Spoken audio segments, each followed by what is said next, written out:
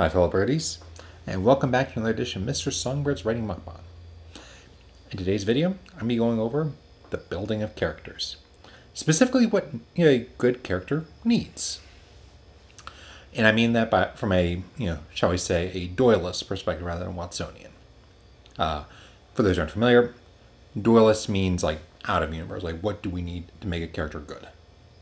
Rather than what would a good character do, which is, Watsonian perspective. I'm having some, sushi and some tempura. Now,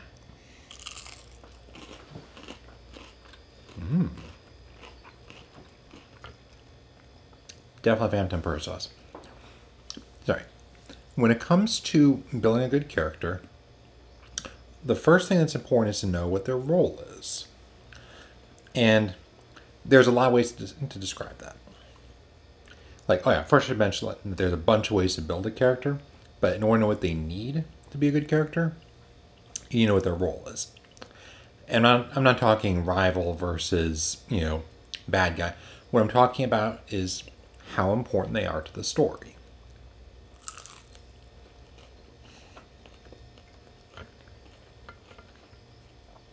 And specifically how important they are to the story. A character could be the present but have just a bit part, or they could be a a homeless guy and be a major character or even the main character.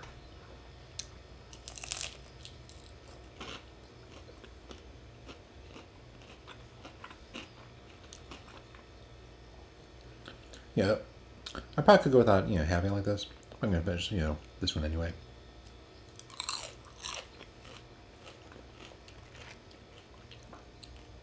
It's not actually dangerous to you. To give an example of what the character roles are, I'll use Star Wars, the first one specifically. Now, first and most important is going to be the main protagonist, Luke Skywalker, which probably is not a surprise to you.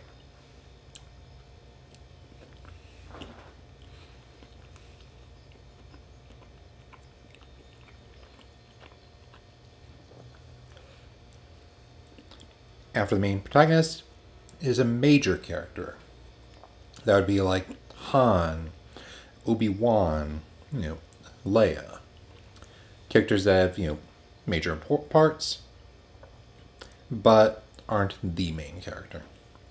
Then you got side characters, akin to like Uncle Owen, Aunt Beru. I'd say probably, Chewbacca there. At least in that one, they're, not as much of a main character.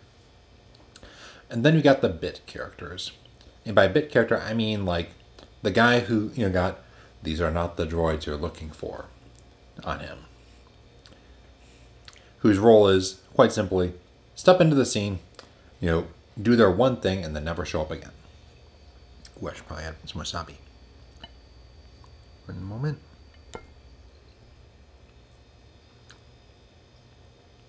Because for each role, they have different characterization requirements. A bit character, for example, you want to actively avoid giving them too much characterization. Or, design. Because, how should I put this? Imagine watching a world that's like tie-dye in color. There's nothing to distinguish what's important, what's not. For the bit character, you want them to be very simple, and by that I mean they are pretty much just their role.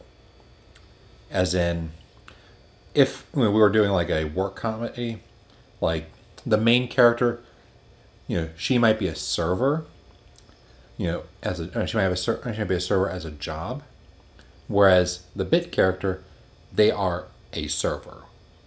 That's it, full stop.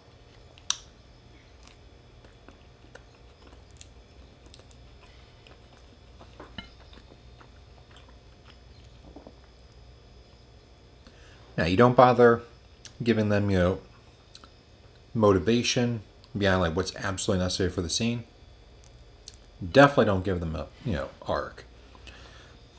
Let's say it. Again, bit character, they show up, they do their thing, they're never seen again. except maybe like one of those like brick jokes kind of thing. But like I said, show up, never come back.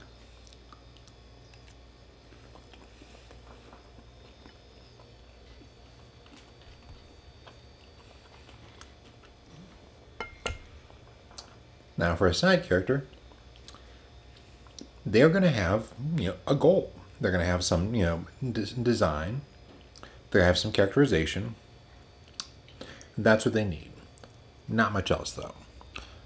They do not need a character arc, because to do a character arc, you generally need time to establish where they were and where they end up and how they get there. And a side character just doesn't have enough role to, see that. Like, you're not going to see him enough time for it to be important. Generally. Yeah. Maybe Chewbacca isn't a good example. He's probably close to a major character.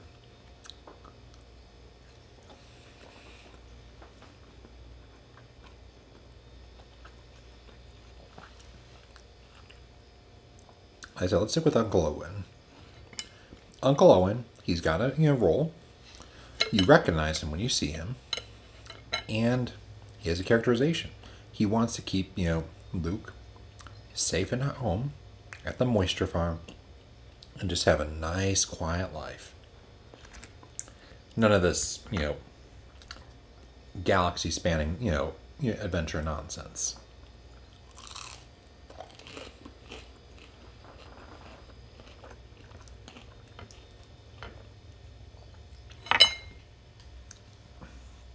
Sorry about that.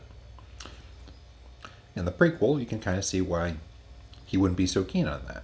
Briefly, it makes sense, but again, that's if you include multiple films. I'm just talking for just that one movie. He's just a side character, so he gets some characterization, a goal, and then in this case, he dies. I'm probably not spoiling anyone there.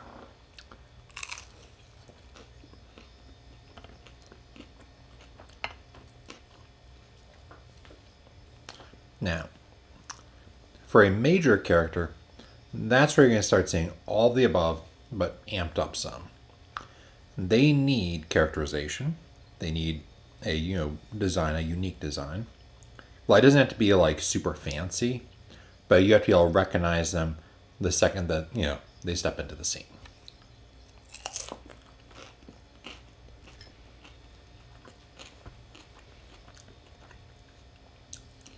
And at this level, you're going to start seeing arcs.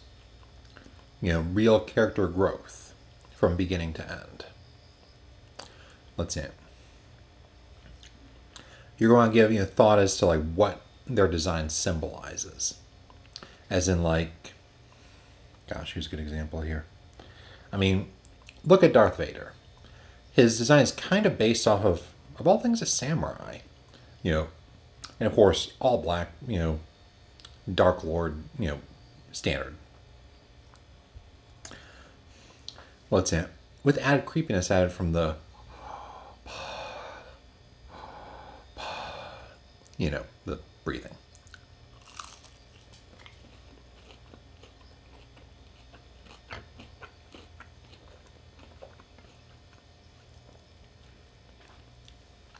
Now, even sometimes the main protagonist, you might not see a character arc.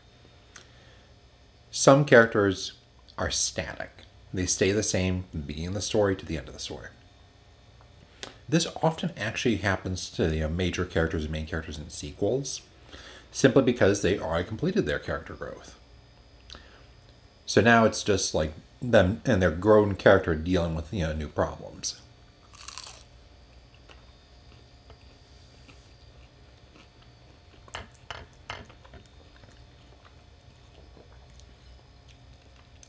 Like for that, I'm going to compare Han Solo and, Star Wars New Hope versus Han Solo and, The Force Awakens. He's a very different character at that point, but he's already finished his journey. So in The Force Awakens, he doesn't really grow much. He's pretty much the same character at the start and at the finish. He discovers things, he has goals, but he himself does not change in any significant manner from the beginning to the end.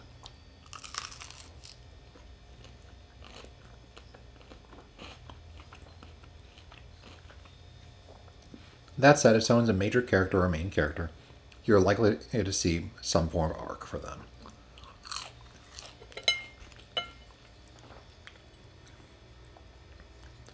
Which could be a good arc where they grow as people, or a bad arc where they get corrupted and become everything they opposed. Ooh, that's good.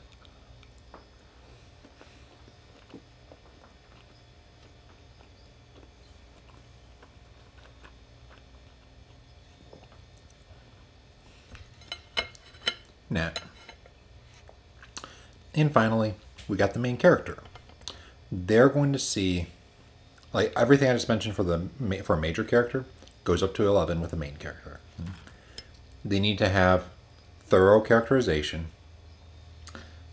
like a design that's unique specifically to them. Significant goals, because their goals will drive the story. Hopefully, if not, you probably need to do some work on their goals. Similarly, they're gonna, like most likely, the vast majority of the time, the main character will have, some form of character arc.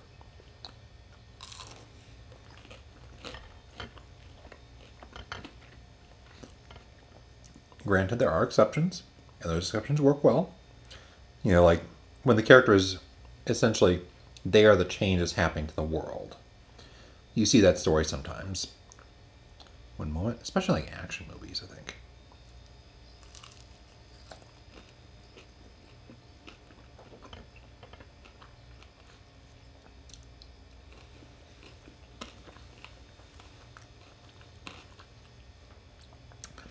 Now that's what they need to be, quality characters. Now let's talk about, how you build those quality characters. And for that it kind of depends. There's a whole bunch of ways to, come with character, like from like prompts to like a deep thought to just recognizing that I need I need someone to come here and tell her that she's, a complete idiot so that she can show her growth and stand her ground where earlier she would just, let it, wash her over.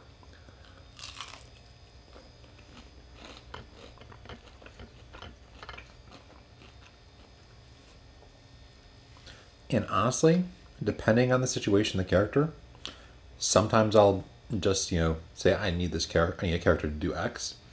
Sometimes I'll give, significantly more thought. Other times I'll, have like built the story around the character to begin with.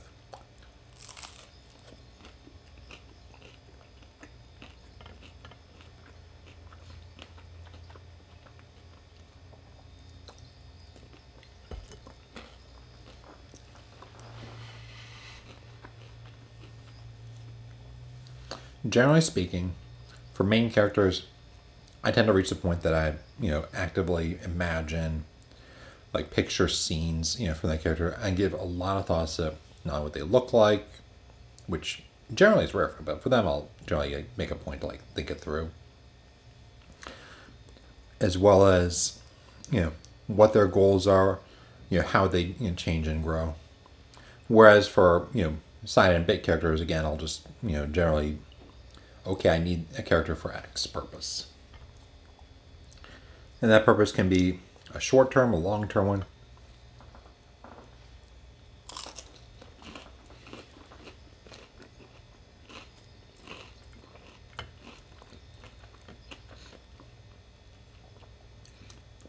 They could, for example, be someone to contrast with the main character to show, not only how the character is different, but to also, basically counterpoint them, for lack of a better term.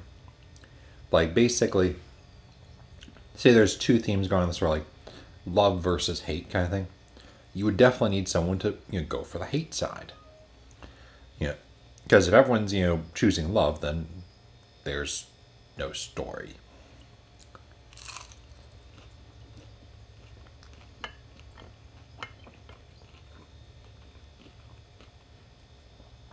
At least at first, I mean.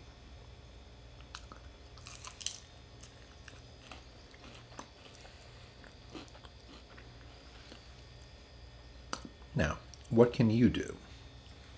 Like I said, give thought as to what your story needs. Because we're operating here on a dualist perspective, which means that, how should I put this? Nothing is set in stone until you click publish.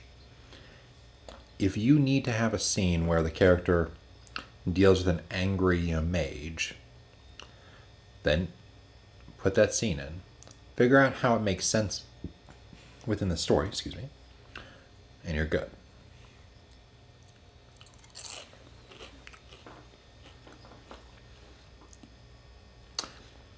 Now, is it important to have deep characterization? Yes, but just like paint, use it as appropriate. Like, don't spend your time thoroughly painting. Someone who's going to pop in, say one line, and then never come back.